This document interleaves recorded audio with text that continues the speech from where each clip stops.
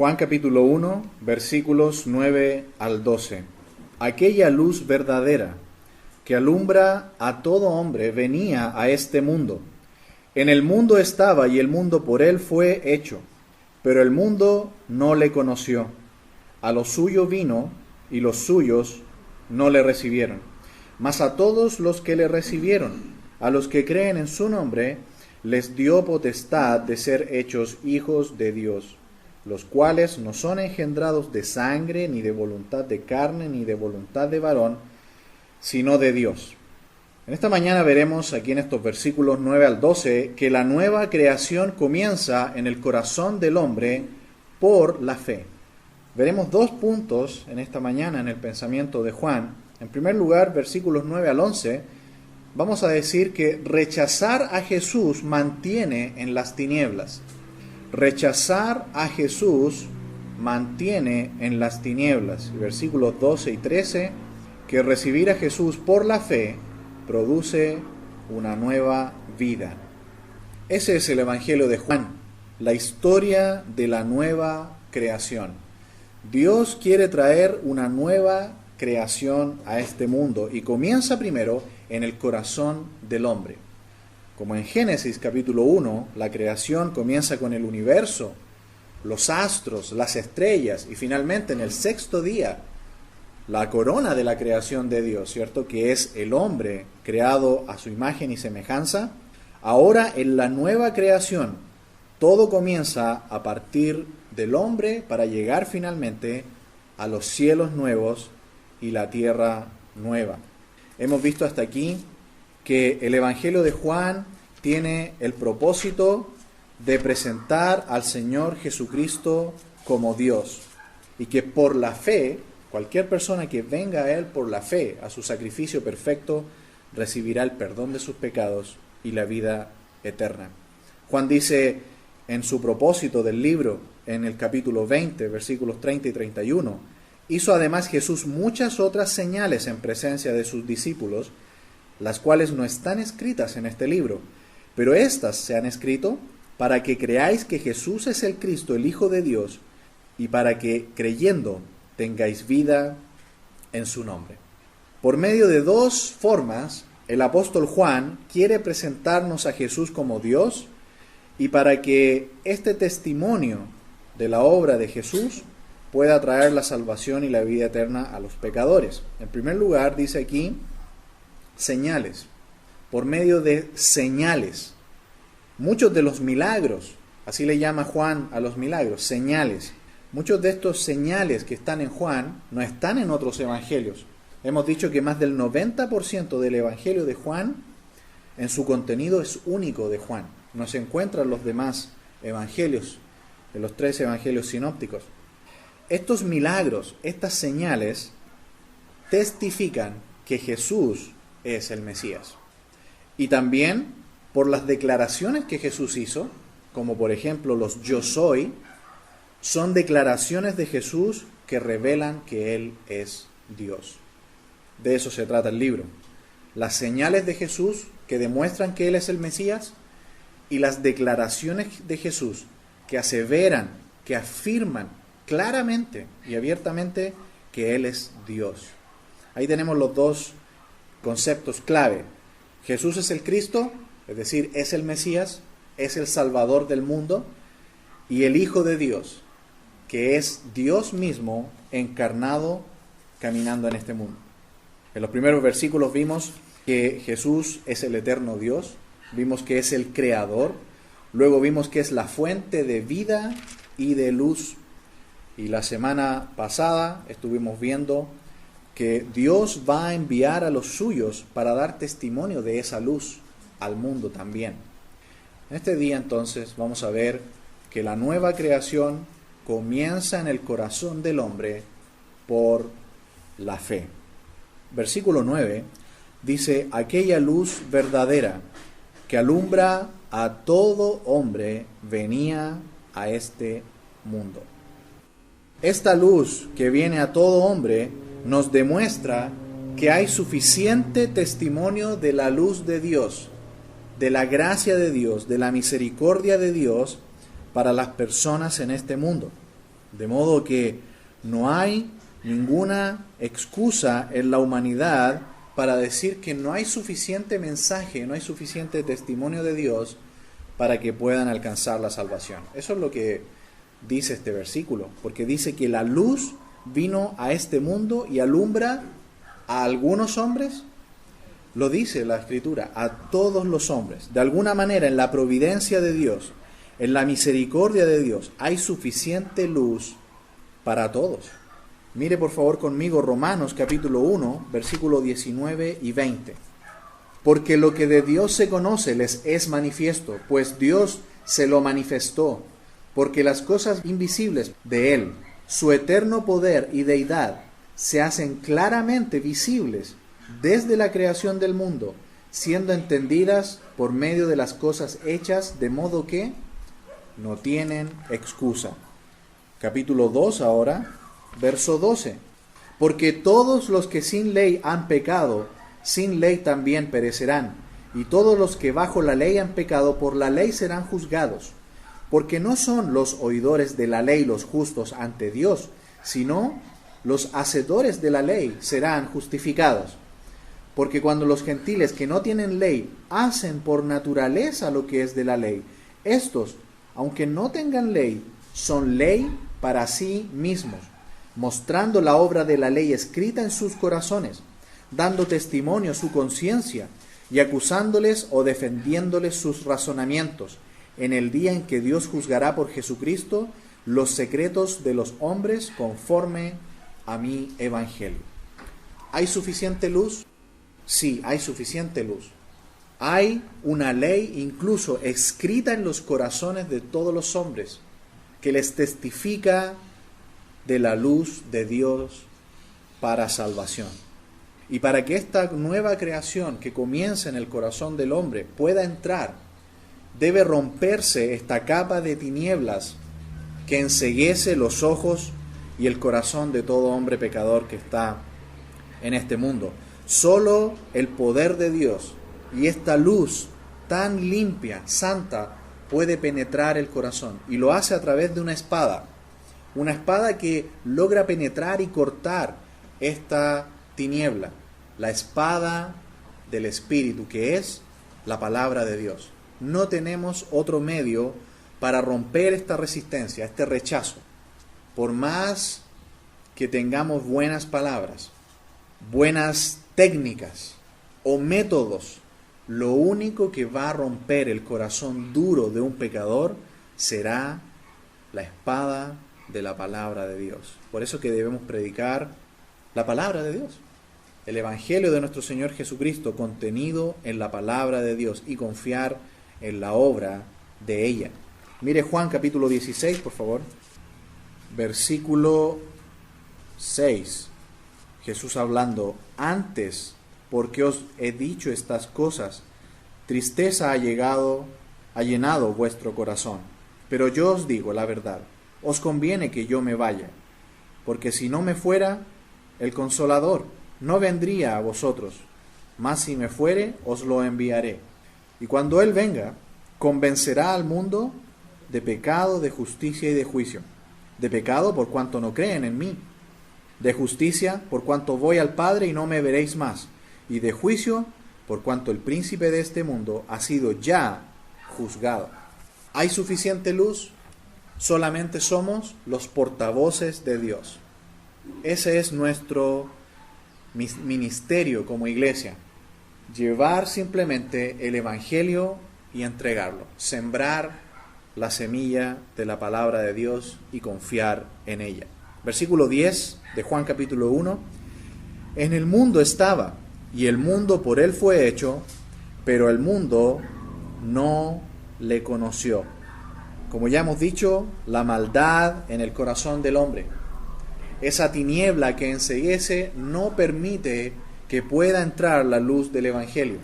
Segunda a los Corintios, por favor, capítulo 4, versículo 1, nos presenta este mismo problema y cómo lo explica Pablo, de cómo el mundo rechaza la luz de Dios y a qué se debe.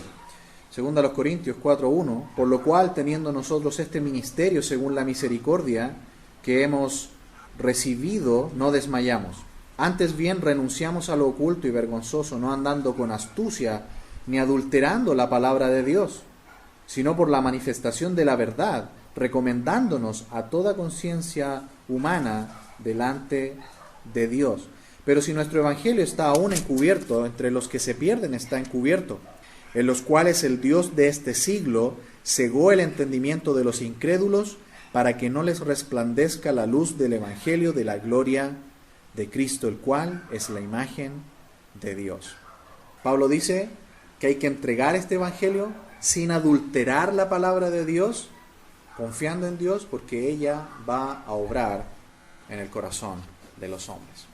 Versículo 11 del capítulo 1.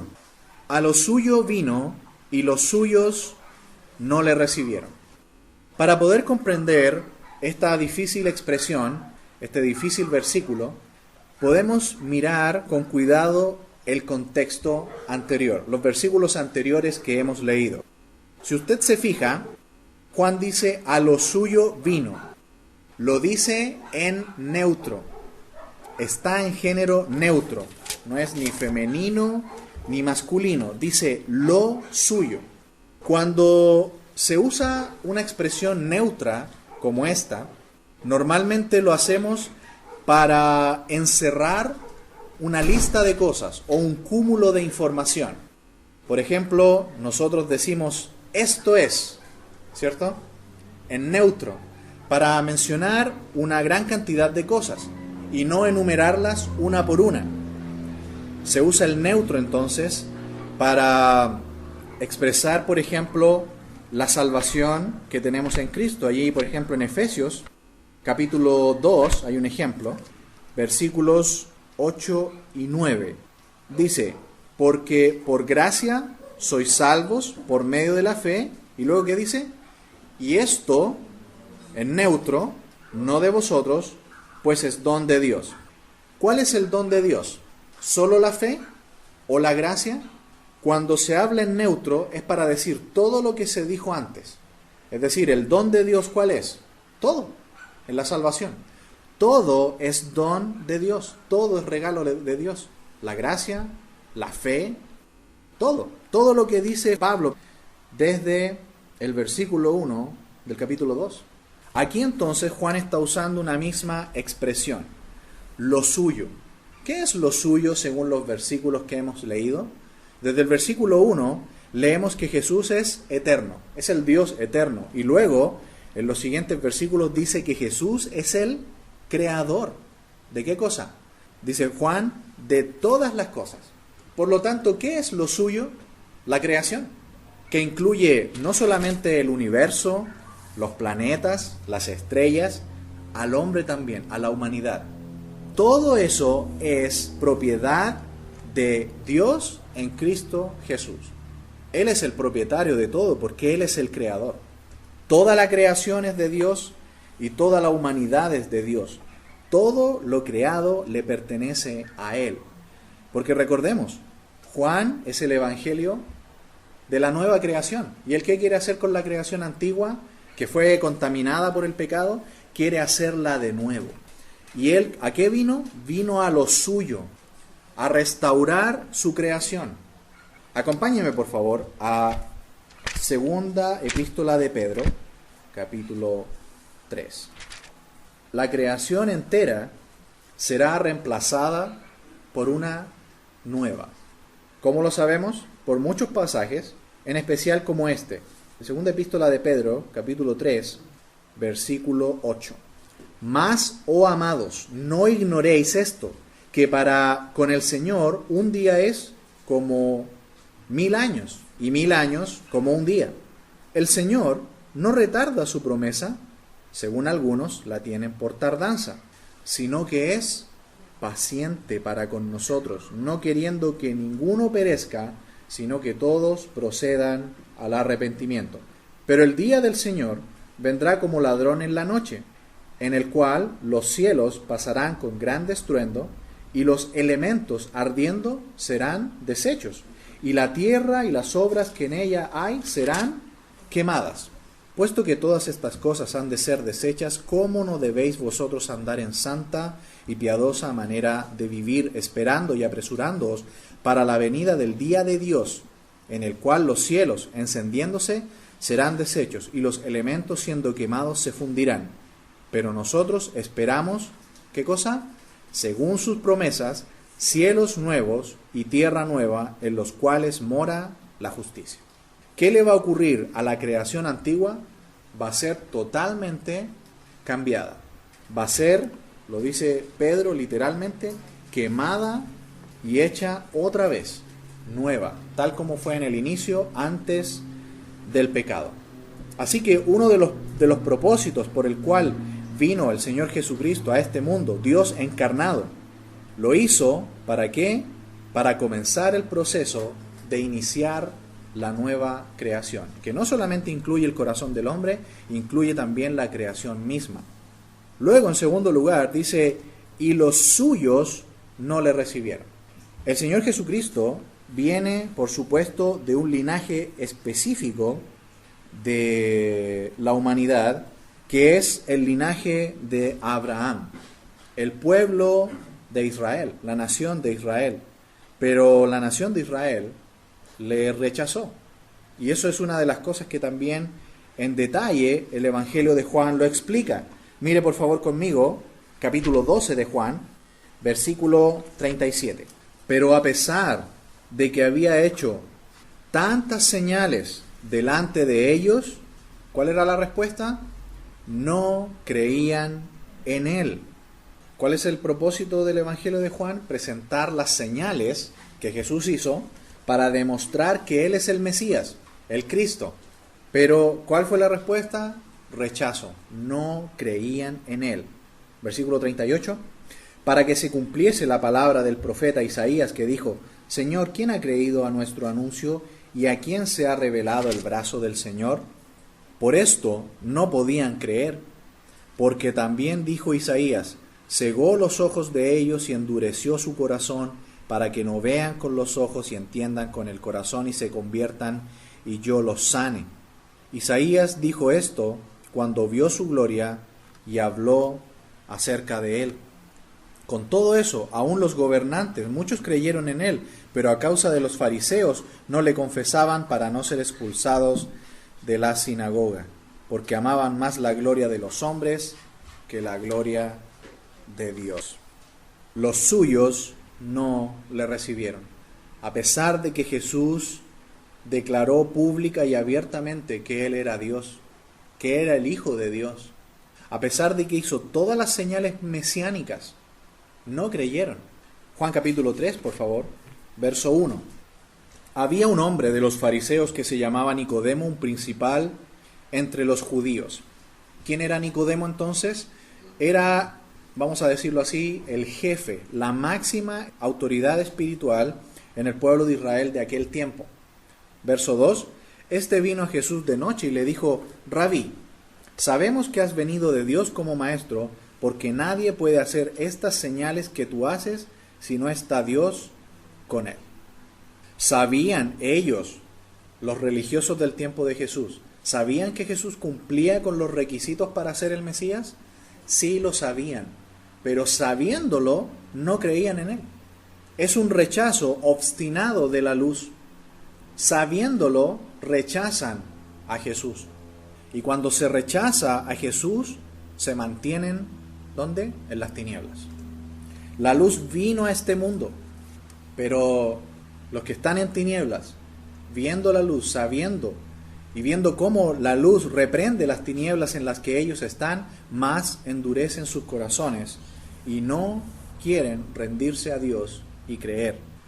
Jesús vino a lo suyo, incluida toda la humanidad y la creación, para rescatarla, para salvarla, para hacer una nueva creación, y también vino en específico a los de su pueblo, a los de su nación, en primer lugar al pueblo de Israel, pero los suyos, los de su pueblo, no le recibieron, le rechazaron. Hemos visto en que en primer lugar entonces el rechazo de Jesús mantiene en las tinieblas, mantiene en la oscuridad.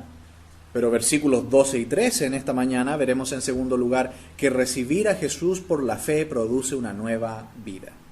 Versículo 12, mas a todos los que le recibieron, a los que creen en su nombre, les dio potestad de ser hechos hijos de Dios. ¡Qué maravilloso! Los que reciben a Jesús por la fe van a recibir una nueva vida. Note por favor el contraste entre los que rechazan y se mantienen en las tinieblas, con aquellos que le reciben y creen en su nombre, reciben la potestad de ser hechos hijos de Dios. Y el versículo 13 nos habla entonces de esta nueva vida que se recibe con esta salvación. Dice ahí en primer lugar en el versículo 12, mas a todos los que le recibieron. La idea es también allí, y a todo cuanto le reciba, todo cuanto venga y le reciba, teniendo en cuenta el contexto. ¿Cuál es el contexto? Este contraste que hace Juan entre la luz y las tinieblas, entre reconocer que estoy en tinieblas y que necesito la luz, en reconocer que estoy lleno de pecado, necesito arrepentirme y venir a la luz de Dios. Luego, reconociendo mi maldad, luego que la espada del Espíritu ha roto el corazón duro que tengo, me ha convencido de mi pecado y de mi maldad y que merezco la condena eterna por mis pecados, penetra esa luz al recibir al Señor Jesucristo como Señor y Salvador. Es muy difícil determinar qué viene primero y qué viene después. La verdad es que pareciera que todo ocurre en un momento. Algunos piensan que también todo esto es un proceso y que hay un orden, ¿no?, en que los eventos van ocurriendo. La verdad es muy difícil determinarlos. Hasta el momento, en mi opinión personal, tengo la impresión de que este milagro de la salvación, este milagro de que un corazón de piedra se convierta en un corazón de carne, en el cual puede ahora ver a Dios, tengo la impresión de que todo ese milagro ocurre en un solo momento, en que se penetra ese corazón duro, se ve la luz y se recibe por la fe al Señor Jesucristo. No lo sabemos con certeza, pero sí podemos decir que es el más grande milagro que puede existir, tal como lo hacía Agustín. Agustín en su clase, en una de sus clases a sus alumnos de teología, les dice: hoy vamos a hablar de los milagros de Dios. Y los milagros de Dios se dividen en dos grandes categorías. El primero, los milagros pequeños. El segundo, los milagros grandes. Los milagros pequeños son la creación del mundo, la apertura del Mar Rojo y el pueblo de Israel caminando en seco, el maná cayendo del cielo. Y algunos de los alumnos dijeron: ¿pero cómo? ¿Esos son los grandes milagros? No. La segunda gran categoría son los grandes milagros. Y ese gran milagro es la conversión de un pecador. Ese sí que es un gran milagro. En comparación a los otros son pequeños. Que el corazón duro, oscurecido por el pecado, venga a la luz de Cristo y reciba por la fe la gracia de Dios, es probablemente el más grande milagro de todos. Que la nueva creación de Dios comience en el corazón duro de un pecador es posiblemente el más grande de todos los milagros. Los que creen en su nombre. Es interesante allí que la palabra nombre entonces es como que reemplazara a la persona, como cuando nosotros firmamos un documento, ¿cierto? El nombre sustituye a la persona. Lo mismo es en el pensamiento bíblico. Decir yo creo en el nombre es lo mismo que decir yo creo en la persona. En Romanos, por ejemplo, capítulo 10, si me acompaña, para que veamos que esto es una enseñanza a través del Nuevo Testamento y por supuesto a través de toda la Biblia. Romanos 10, 9, dice la parte final del 8, esta es la palabra de fe que predicamos. Versículo 9, que si confesares con tu boca que Jesús es el Señor y creyeres en tu corazón que Dios le levantó de los muertos, serás salvo. Porque con el corazón se cree para justicia, pero con la boca se confiesa para salvación. Y el 13, porque todo aquel que invocare, ¿qué cosa? El nombre del Señor será salvo. Luego de explicar que es en la persona de Jesús, de creer que Jesús es el Señor, que Dios le levantó de los muertos, luego, en el versículo 13, dice que el que invoca el nombre del Señor será salvo. Se fija que la persona y el nombre lo representa, es algo intercambiable, es como si fuera la persona misma. Así que cuando dice aquí que los que creen en su nombre, lo que está diciendo es los que creen en Él, en la persona del Hijo de Dios. Les da algo maravilloso, les da la potestad de ser, ¿qué cosa? Hechos hijos de Dios.